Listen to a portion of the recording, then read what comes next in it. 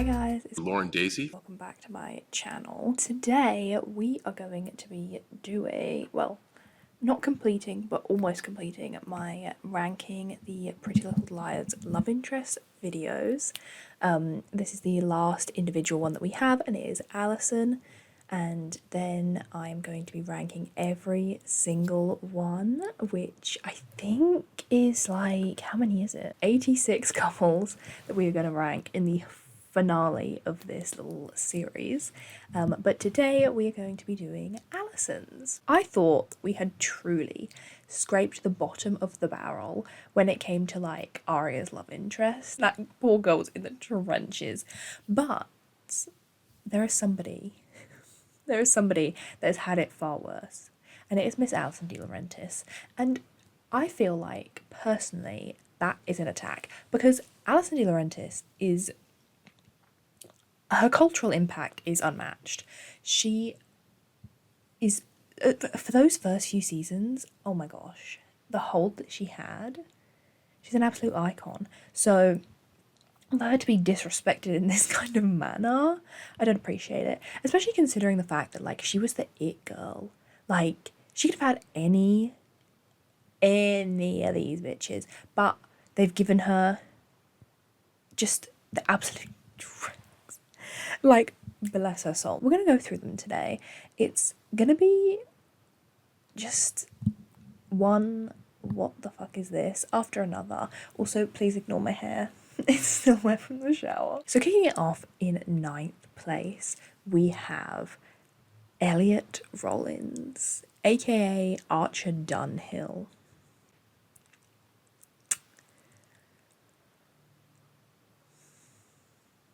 Just awful. Like, awful. Probably one of the worst pairings I've ever seen on TV ever. Hi.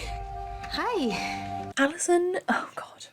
I'm going to do a deep dive into each PLL character, so I'm not going to get too deep into Alison's, like, how her character ended up right now, because that video will be coming at some point. But justice, okay? The writers, they had it in for Alison dilaurentis, because she was, I can't even explain to you the hold that Alison had on not only everybody in this show, but also everybody that watched this show. The way that her character just, it's not fair, it's not right.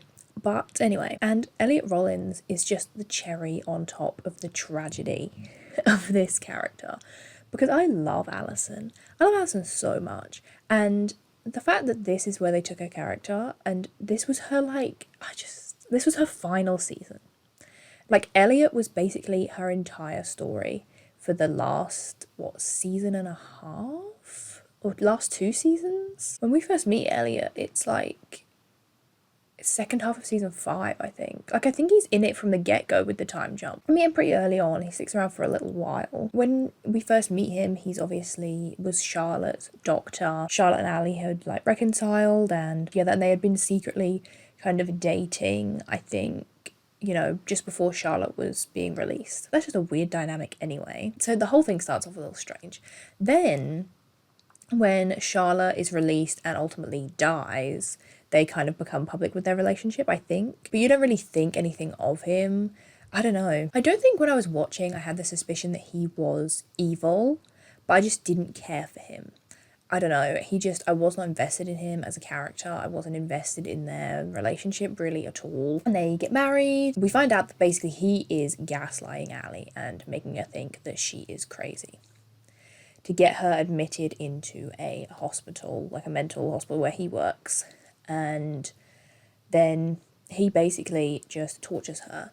And it's actually awful. When I watched Pretty Little Lies from the beginning, which for me is the golden years, I would say seasons, like, honestly, the time jump for me is where they lose me, which is such a shame, because Pretty Little Lies is like my favorite show of all time, pretty much. Like, it's up there in my top 3, and I love it. I've literally rewatch it all the time. But not those last few seasons, that is where they lose me. And sometimes I will stop at, like, I think it was the end of 5B, was like, you know, when they all go off to uni and whatever. Sometimes I will stop there and I will start from the beginning. I'm going to do a whole video on how I think PLL should have ended and things and stuff like that. But for me, that was the end of the golden years. But more so, like, seasons 1 and 2 are definitely my favourites. Like, they are just peak. They are peak TV. And then 3, 4, and 5, I also enjoy, but there are things about them that I don't like so much. But I was still like, you know what? This is still good TV. Past the Time Jump,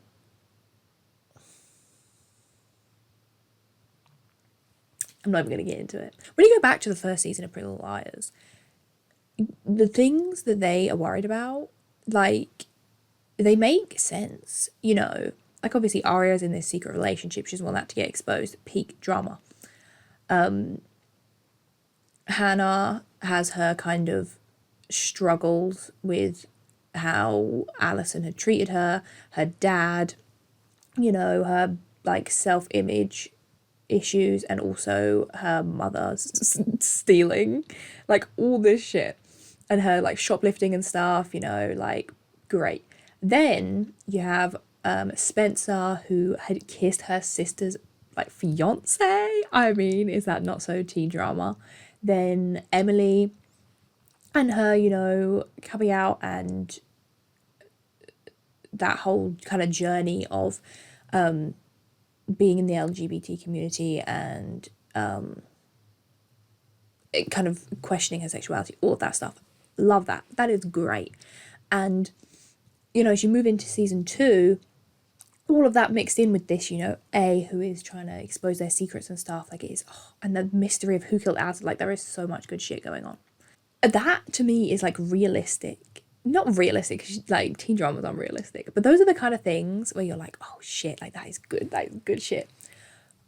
To go from that to evil British twins and, like, the A masks and the weird FaceTimes, and Aria, like, turning on the girls, and Alison literally being restrained against her will.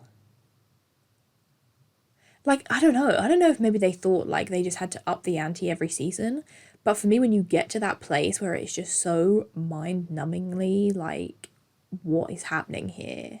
Like, why are you doing this? It kind of takes the fun out of it for me. That storyline with Alison, I think, is so incredibly intense for a teen drama. And they kind of, like, skim over it. Like, not skim over it, but, like, she seems relatively okay after all this. Like, he dies, and that seems to solve the whole issue.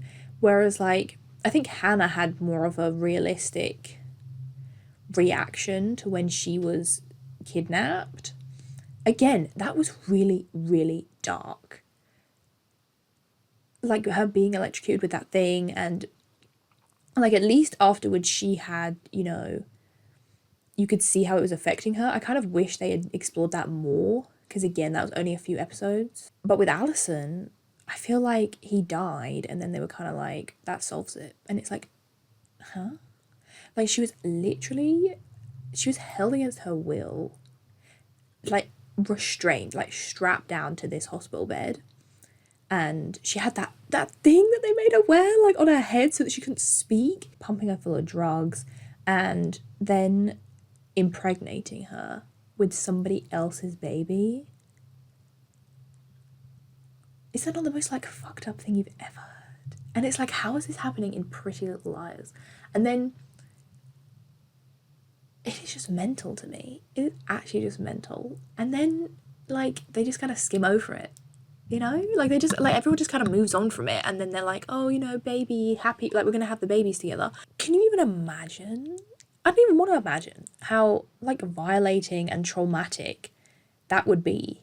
Like, if you just woke up, like, in hospital, like, strapped to this bed, and then suddenly you are pregnant with somebody else's baby. So it's like a whole thing, because it's like it's Emily's baby, but then does Alison want to carry, like, she didn't sign up to be somebody's surrogate, but then she has been against her will.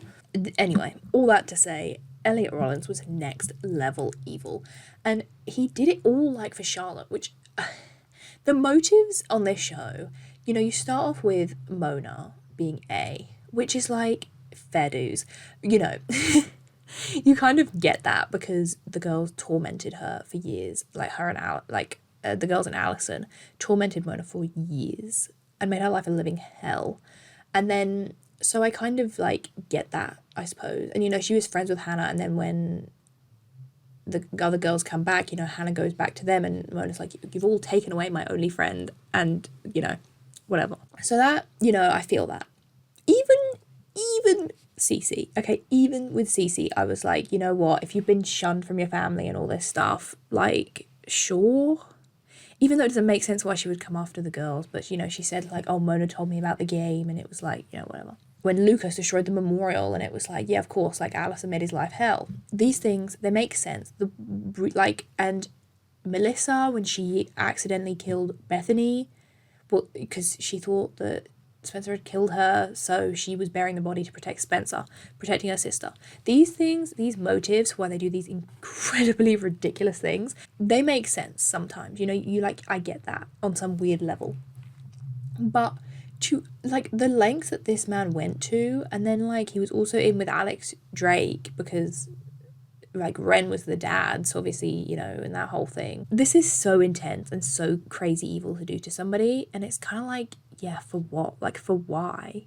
Like, to bring children into this world, what, just to taunt them and then to, like, leave them stuck with the baby? What if she just, like, decided she didn't want to have the babies?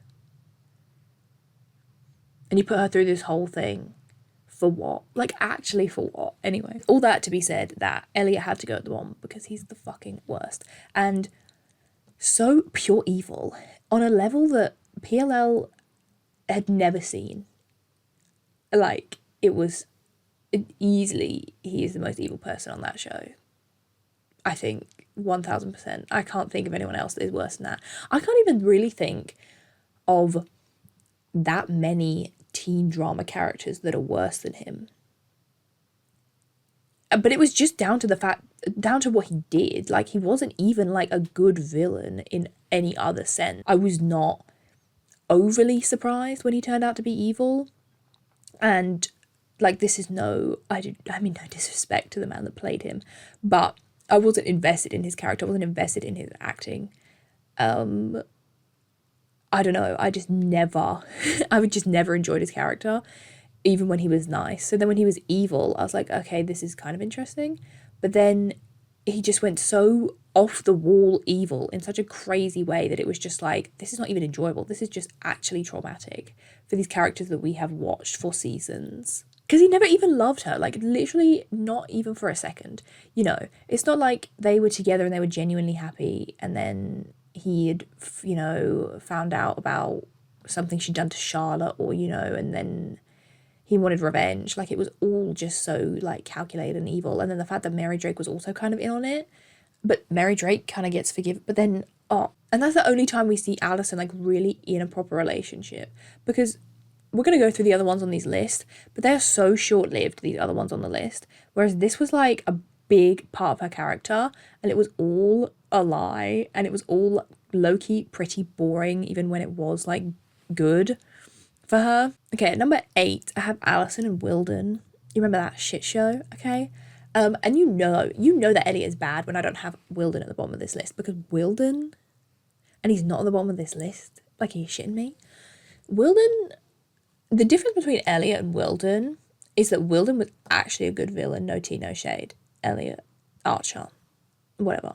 Wilden was a good villain. That man was pure evil as well, but so good evil. You know what I mean? You know, when you watch, I feel like I get this with Riverdale, okay? If you're a Riverdale girly like myself, then let me know if you agree with this.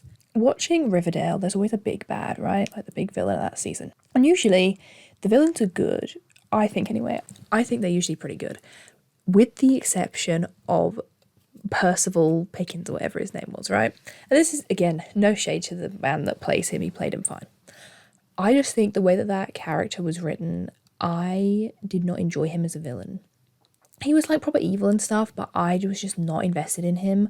I didn't think he was a good villain. I found him irritating, and I was just kind of waiting for him to go so we could move on to the next villain, right? Whereas, like, the Black Hood, that shit was good. Okay, that shit was good. And I loved that storyline. I feel that's like a similar thing with Wilden and Elliot. With Elliot, I was just kind of like, this guy's just like pure evil, but not even in like a good villain way that it's good for TV. I just find this storyline kind of uncomfortable and also kind of waiting for it to be over.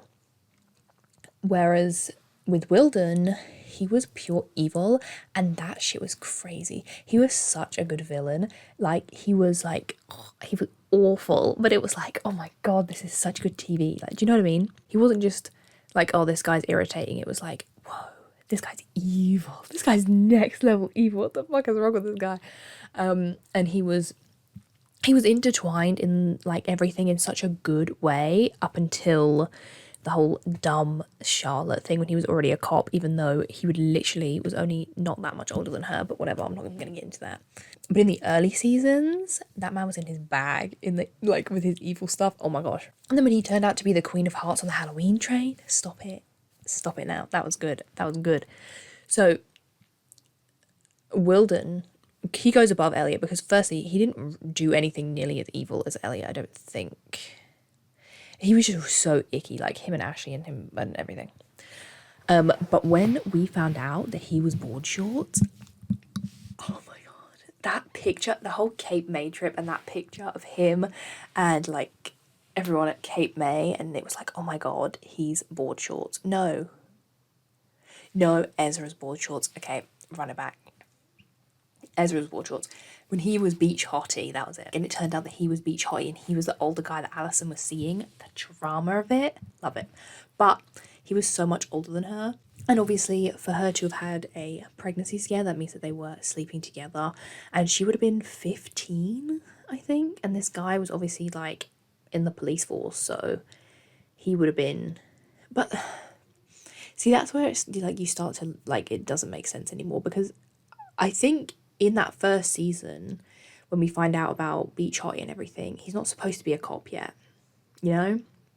Like, he is just supposed to be in the same year as, like, Cece, or had just kind of, like, come out of high school and stuff, like, or was maybe in the police academy. So, like, it made more sense for him to be, like, Beach Hottie, whereas the way that they made his character in the end, him being so much older than them, he would have been like a full-on cop at this time. I don't know, it's all very strange. Anyway, if you're following along with me here. But basically, the gist is, he was way too old for her and shouldn't have been sleeping with her. And I think there is not enough in the show, because there's so many weird age gap relationships in this show. Like, when we go through every single couple, there are so many age gap relationships that it is just so weird. But I feel like no one ever acknowledges what Alison has been through, because she's probably had the most age gap relationships of anyone, even though Aria's is the most public. And I think people will always come to kind of Aria's defense a bit, and, you know, how she was manipulated by Ezra and how that whole relationship shouldn't have happened. And I just feel like people don't go to bat for Ali in the same way, because this poor girl... We're gonna get into some of them, but even just with Wilden alone, the fact that he would have been so much older than her, and, you know, she had the whole pregnancy scare and he, you know, made her feel so awful about that and all that stuff. The things that she went through as just a teen. I had to stop the video to go out and buy a Draculaura. So if you're interested in that, then that video might already be up on my channel, like unboxing her. Yeah, so Wilden... when we found out that he was beach hottie, that was just insane. And he was obviously way too old for her. Secondly, he was creepy as, and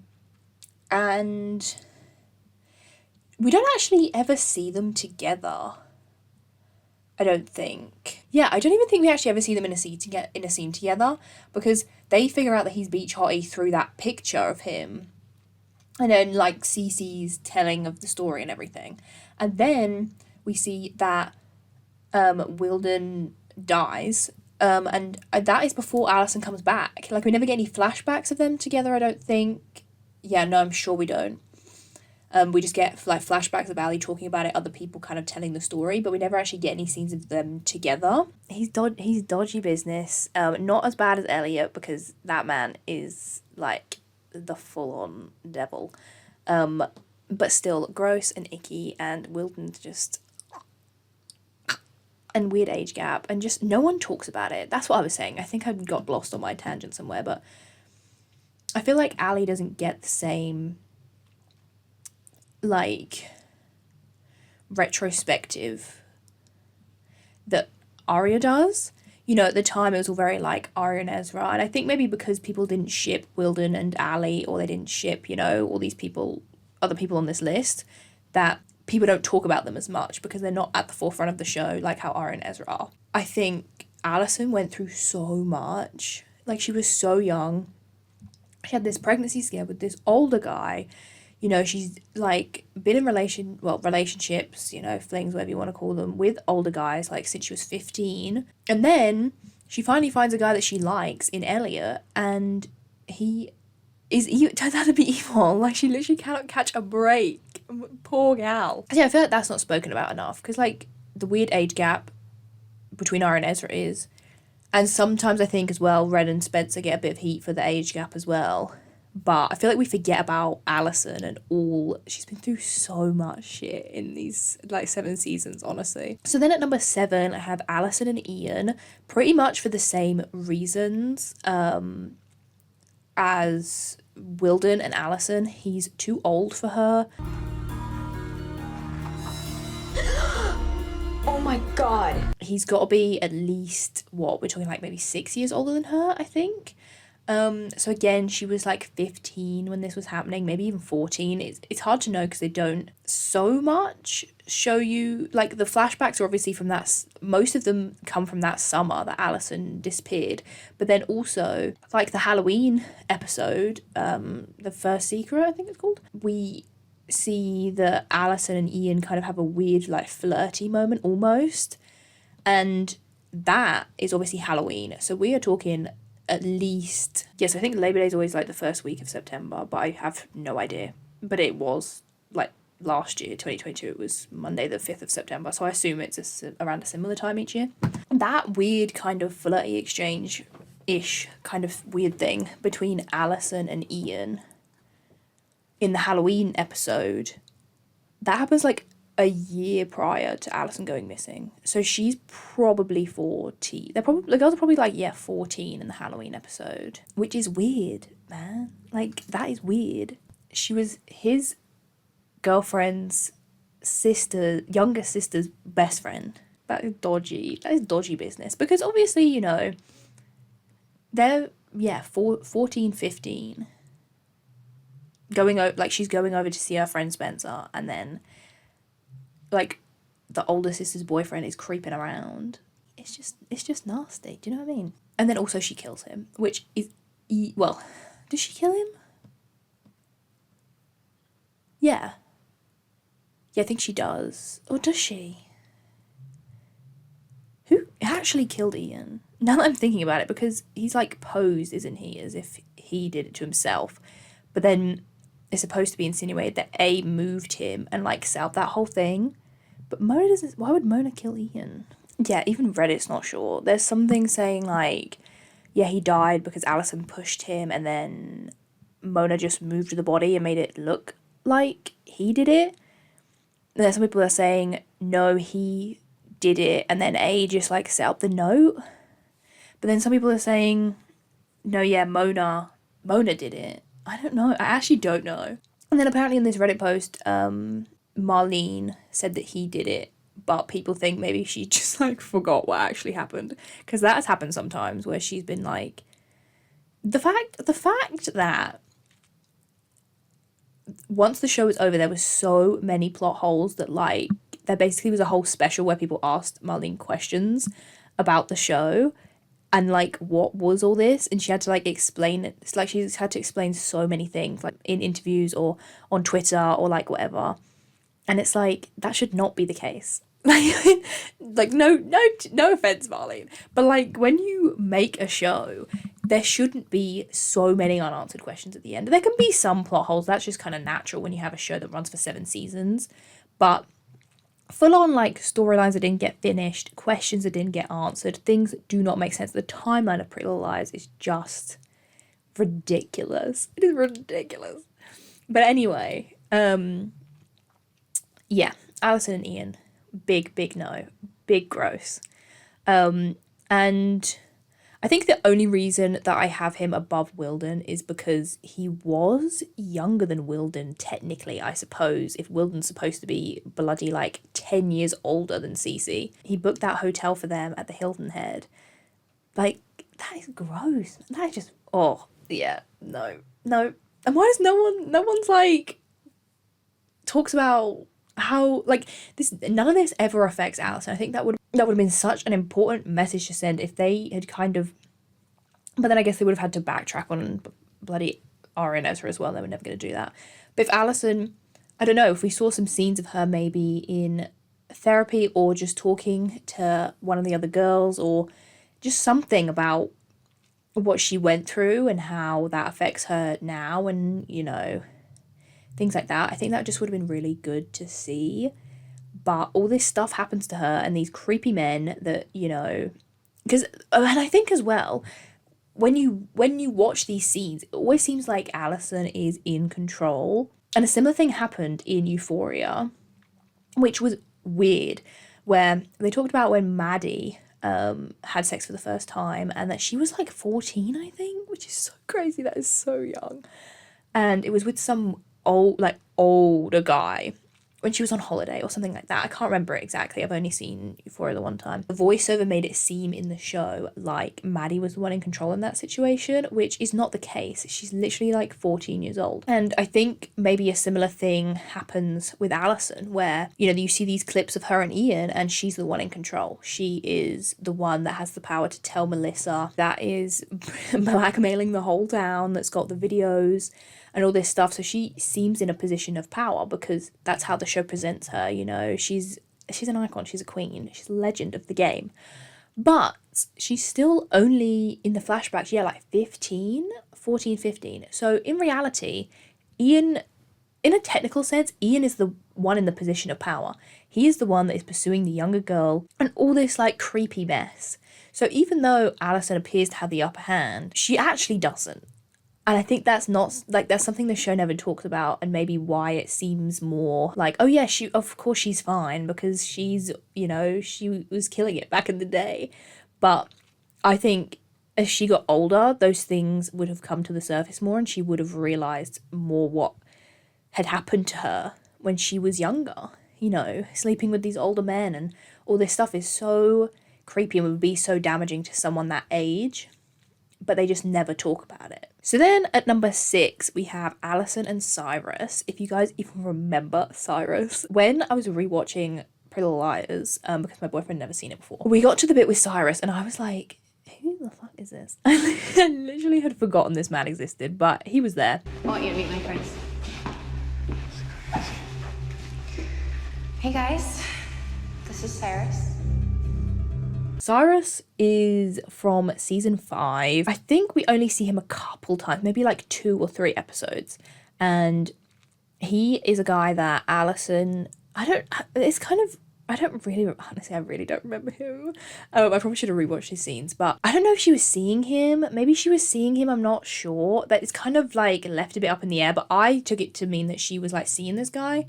And then she, like, things just went south, and that was when he and his friends took her stuff in the flat. They like took all her stuff and left, and he cut her thigh. This is like, you know what I mean? We're literally almost halfway on this list, and this is the caliber of man that we're talking about. Yeah, and that scene was really awful, by the way. Like, I think it was it's hard because like it was a horrible scene, but also I think it was important to include scenes that showed what Alison went through when she was away and why she was so scared to come back and things. She thought she was meeting Cyrus in the park when Mona was murdered, right? Well, murdered. And she was supposed to meet Cyrus and then he didn't show up, but it got Alison out of the house for the time that Mona was being murdered, and he was the only one that could prove that she didn't kill Mona, basically.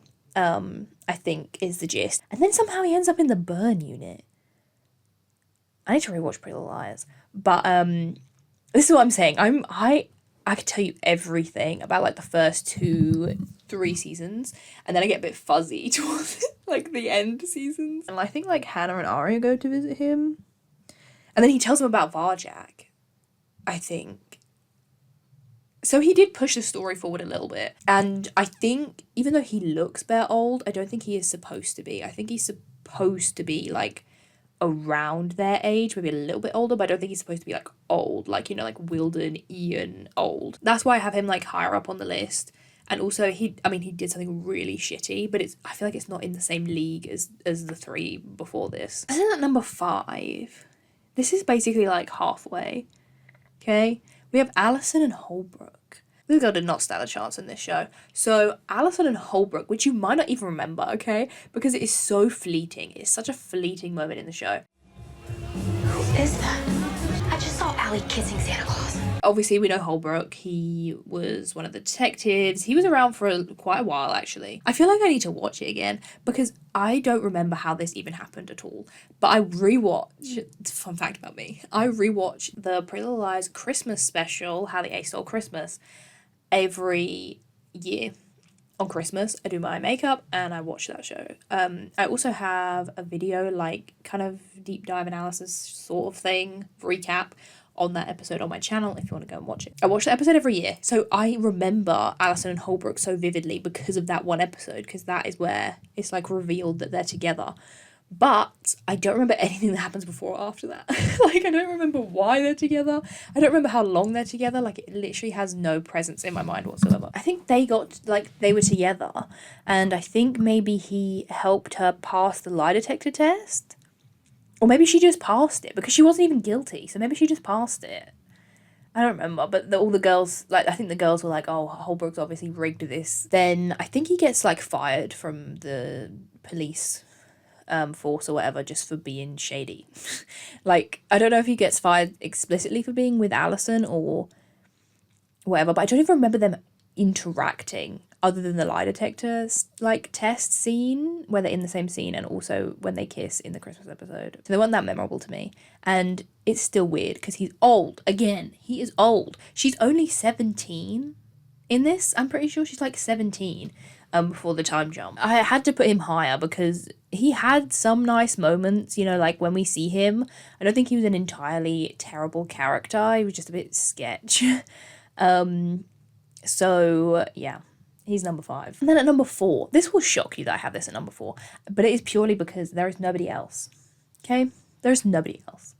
So at number 4, I have Alison and Ezra. Yeah, remember that shit show? It is revealed in season 5. Season 5? Yeah, I think it's season 4. Maybe season 4. That Ezra knew Alison. He knew them all. When Ezra was revealed as the big bad, like, obviously he wasn't A. He didn't turn out to be A. He was writing some dumbass book. But anyway, which I don't even think gets published. Like he just destroys the book. Anyway. You really are my happy-go-lucky. Who? He's, like, revealed to be this, like, big sketchy guy. And I honestly thought, I was shocked, firstly. I was gagged. It was just, that was great TV. That was great TV. And when my boyfriend and I were watching for I was literally, it got to that scene where he, like, turns around and it's him.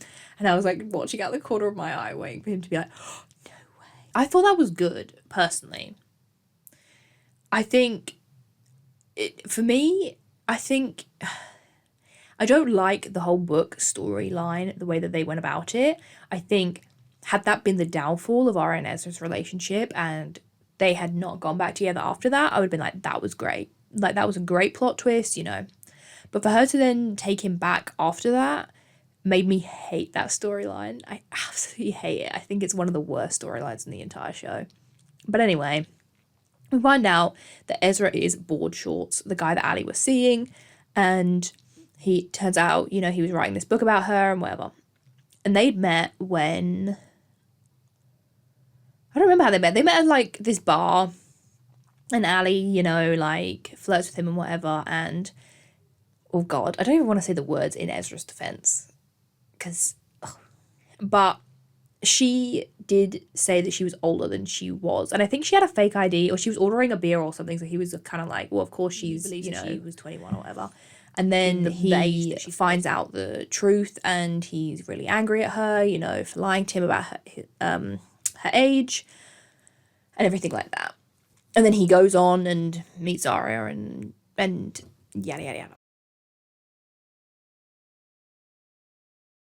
The reason that Ezra is so high on this list, because again, weird age gap relationship. She was dating, or at least seeing, 3 older guys at the same, like in one summer. I feel like I'm having the same conversation with every single one of these. I'm just saying the same thing again and again. But because Ezra is portrayed to us in the show as a good guy. Ezra to us in the show is portrayed as one of the good guys. He's friends with the liars, and he, helps them out and whatever. So we are supposed to believe through the writers, eyes that Ezra is a good guy. Whether you believe that to be true or not, he is supposed to be a good guy. So I felt like I couldn't put him any lower than like Cyrus, Ian, Wilden, because these are all genuinely terrible people. Like, the shit that these people do is unmatched. You might not be the biggest Ezra fan, but I feel like you can't put him in the, like, Elliot leagues. So that's why he is so high up on this list, because in the flashbacks, he seemed to actually genuinely care about Alison and actually really like her, which more than I can say for any of these guys. Now we're breaking into the top 3. Okay, how tragic is this? Like, when we were doing Hannah's, we had Caleb, Travis, like actual good contenders. With Spencer, we had Toby and Caleb, and, actually characters that we like. And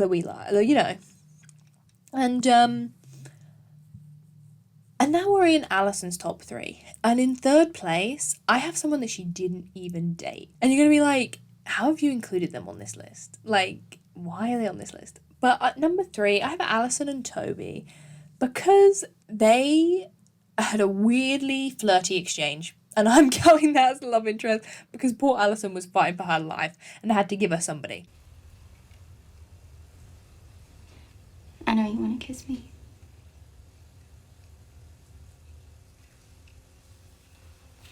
You're home already? Mom. We have a flashback where Alison goes to see Toby at his house, and which throws... Whenever I talk about this show, the timeline makes me so angry. This scene at the time in the season that it's in made sense, okay?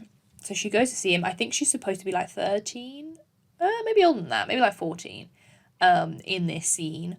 And they have this kind of cute exchange. And I think she asks him if he wants to kiss her or something like that. Toby's mum comes in, which when you then find out that Bethany Young supposedly killed Toby's mum, makes 0 sense, because in this scene, these two would have to be like 3 years old. How does that work, Marlene? How does that work? It doesn't work.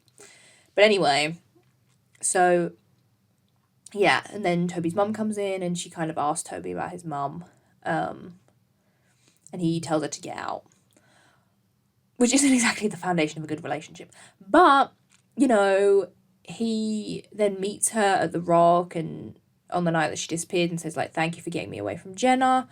And he gives her his sweater because she's cold or something. Toby is such a genuinely good guy that obviously we have Spencer and Toby and love Spoby.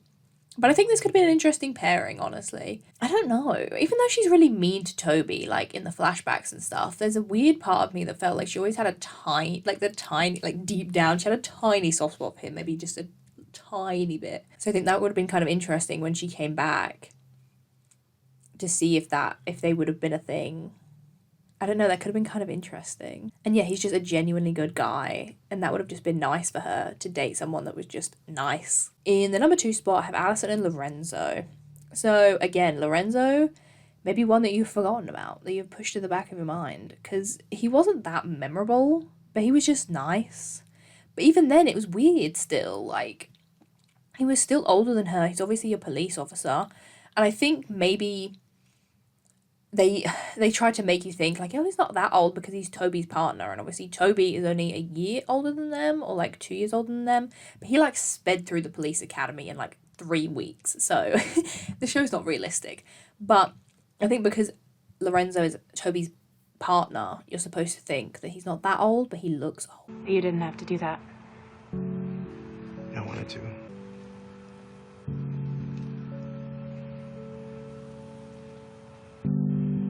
They date for a little while. I thought they were cute.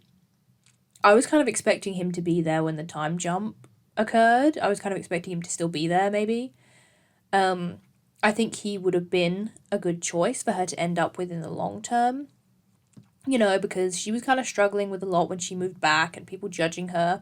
And he offered her, like, what was it? Like, to coach something, or like coach a girls' football team or something like that. And they see each other at church, and he is actually quite sweet with her. So I think had that not blossomed into anything romantic then, and then in the time jump, they had kind of like reconnected, I think that would have been cute, because then the age wouldn't have been an issue, because she would have been, you know, in her 20s. And I think that could have been cute because he did seem like a genuinely nice guy.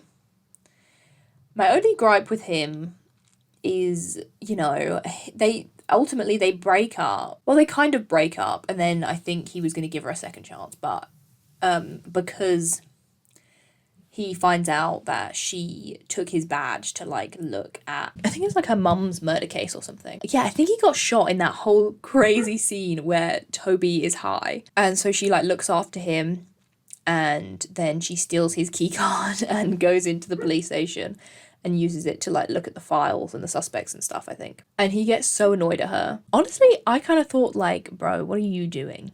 Do you know what I mean? Like, he's been shot, obviously, boo-hoo. But then, like, he lets this 16-year-old girl, no, maybe 17, it's like 17-year-old girl, take care of him.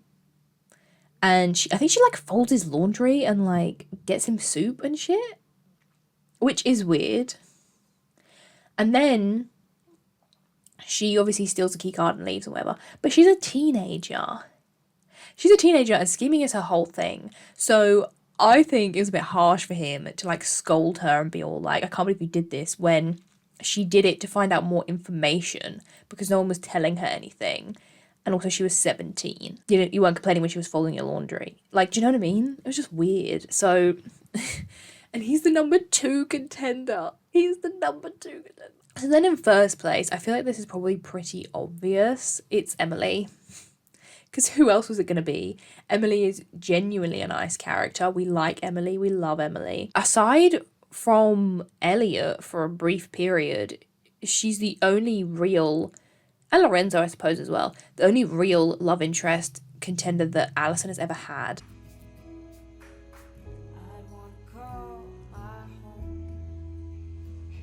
I love you. I love you too. And even then, I'm not a huge Emerson shipper, I can't lie. I think that, you know, Alison behaved I think Alison treated Emily very badly in the flashbacks and things, you know, and kind of used the fact that Emily had a crush on her. She kind of was able to weaponize that and use it against her. I don't think that's a really good foundation for a relationship. And then when they come back together, I thought, okay, you have a good pairing here. Because even though Alison had messed it up in the past, this was now her chance to fix things with Emily. And I thought their scene, I think it's Miss Me times 100 or something. Like the 100th episode, you know, they kiss, and I thought that was a really nice scene. And then things just, like, go downhill after that, and then obviously they all turn on Alison and everything. And we come back after the time jump to find that they haven't spoken, really, at all. And then, you know, this whole thing with Elliot happens, and they just get back together in, like, the last few episodes. And to me, it just felt so rushed, so like, oh, people wanted them together, so put them together. To me, in the time jump, they didn't have that chemistry, they didn't have that same kind of spark that they did in the earlier ones, and I do like them because it kind of carries over from the book. I still think they should have gone with how the story goes in the books, because you still get Emily, you know, kind of loving Alison, having that soft spot for her. But then, you know, obviously, I won't spoil it if you haven't read the books, but shit goes down with Alison and it isn't good. And I wish they'd gone with that in the show. It could have been handled so much better. If you knew that inevitably Alison and Emily were going to end up together, then do the groundwork, you know, put in the work for it. Because they had basically no interest in each other. They didn't speak over the time jump. They come back together and they don't really have any scenes together so much. You know, they find out that obviously Alison is going to have her babies, and that's kind of what brings them back together. But even then, we don't really see that many. We see some sweet moments of them together, but not enough for me to be like, right, she's going to propose. Like, the proposal felt like it came out of nowhere. And she did give a cute speech about, you know, how Emily always made her into her best version of herself, which I think is true. And I think was a good story to go with, but they didn't really show it. And then they get engaged and, you know, they have their twins and whatever, which I'm not so mad at that they, you know, ended up together. I just wish it had been written differently. And then the perfectionist comes around and breaks them up. They get divorced in The Perfectionists. We don't ever actually see Emily, but we know that Emily sends her divorce papers, and Alison says that Emily just could never move past, like, all their history, and she didn't trust her.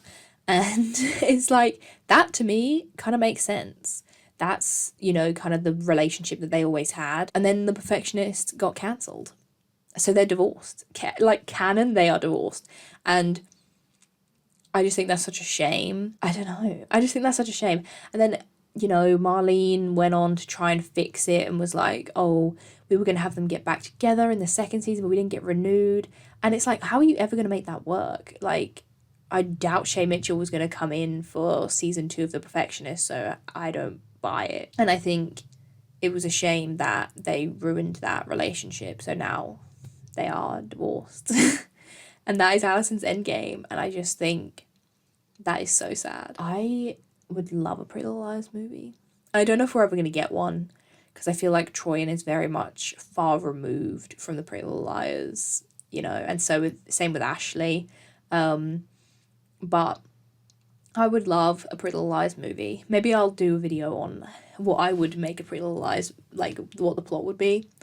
Because I just feel like where their characters have been left is quite unfulfilling when you watch the show for that long. You know, Spencer and Toby weren't even together, really. You know, and I don't know, everything felt kind of rushed. I think Alison's is probably the saddest of, like, one of them all, because they did her character so dirty and then didn't even give her a good ending, really. And then when they gave her an ending that they thought the fans would like, you know, with Emily, at least you had that. But then you don't have that anymore because they ruined it in The Perfectionist by making them get divorced. And Alison obviously is in, like, I think they're called Beacon Heights, or did I make that up? I can't remember. But she's teaching, and so she hardly ever sees her kids. Like, she doesn't see her kids. Basically, the gist of this video is Alison DiLaurentis deserved better, and when you actually look at the love interest and the storylines that she got across the seasons, it's just, they were not putting the same effort in that they were with the other girls. So yeah, Emily is at the top of my list, but even so, I think it would have been nice to see a more genuine love interest for her, and maybe someone that was better suited for her. Because as much as I do like Alison and Emily, I think they have nice moments, their ending just felt so rushed to me. So maybe if there'd been more time, or, yeah, like I said, they had written it differently, I think I would feel differently about it. But that is it. I hope you guys enjoyed this video. Go back and watch the other parts of this series if you haven't yet. So we did Aria, Spencer, Emily, Hannah, and now Alison. And the final part is going to be ranking every single couple. So we're not just talking the girls, we're also talking the parents, the weird random couples that, you know, you don't expect, the siblings. Any relationship in Pretty Little Liars is in that list, and we will be ranking all of them. So Look forward to that video. Like I said, watch the rest if you haven't yet. Let me know down below. I really want to know, are you absolutely team Alison and Emily, or I can't even be like, who else would you pick on this list, because there's literally hardly anyone. I'm interested to know if you have someone that you liked, or maybe who would you have liked for Alison. You know, if you could have chosen anyone on the show to be paired with her, who would you have picked? Or, you know, I don't know. Let me know, and I will see you guys in my next video. Bye!